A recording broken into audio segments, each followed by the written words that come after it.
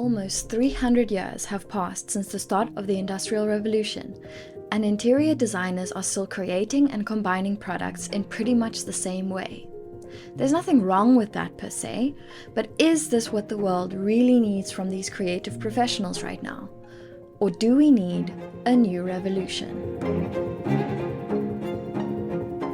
The teaching team at the Tshwane University of Technology's Interior Design Department, who are really some of the most inspiring and driven design educators I've met in a very long time, believe that their students deserve to be on the cutting edge of that new revolution. And that's where we come in.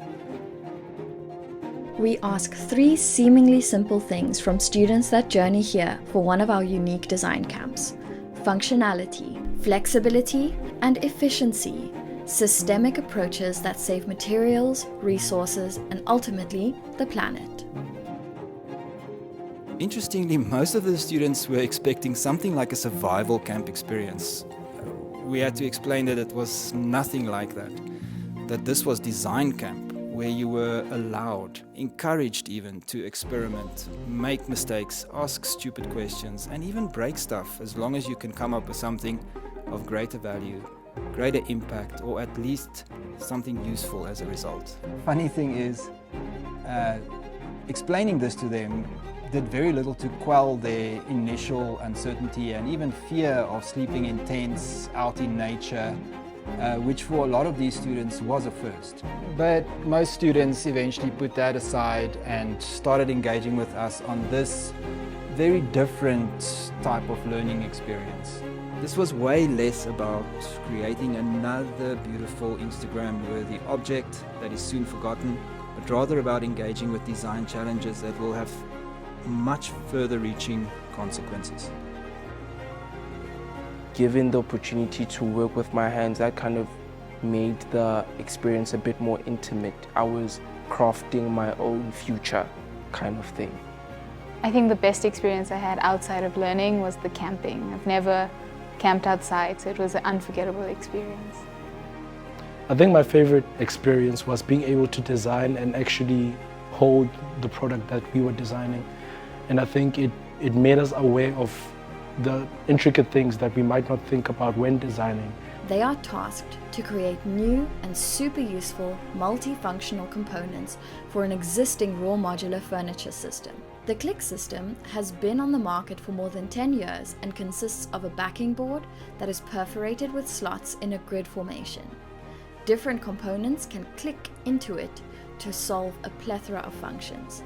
Students were given specific spaces, such as a kitchen, living, or workspace, a single backing board, and 2 sheets of birch plywood to create innovative components that solve as many design challenges as possible. Of the utmost importance was the big picture of how this solution would look and function within the compact space, and how they use as little material resources as possible to create as much value as possible. We were very interested in working with the T.U.T Interior Design Department because it presented a multi-year engagement. T.U.T chose us as a training partner because we've been actively living and teaching modular design, combined with our powerful sort of hands-on learning by making, learning by doing mantra for the last at least decade. But we are merely the guides in this story. The real heroes are, of course, the students themselves. The significant challenges presented to the students, not only the unfamiliarity of the camp format, nature in general, sleeping in tents, and the occasional cold spell, but also a whole new modular way of thinking, designing, and making, didn't deter the students from creating some super interesting design solutions, surprising mechanisms, and fun, innovative activations. It was very interesting following the progress of the different groups. Some wrestled with the problem for a long time, and some had early successes, but often had to backtrack and reimagine the solutions from scratch. These setbacks very often created the best design learning moments.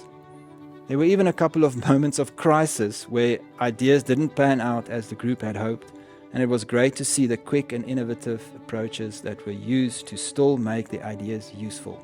The raw experience is not only about design. We also consider mental health in the form of our wellness talks and on-site counselor, team building with our group activities, and self-expression with our drumming workshop, as we attempt to nurture the whole being.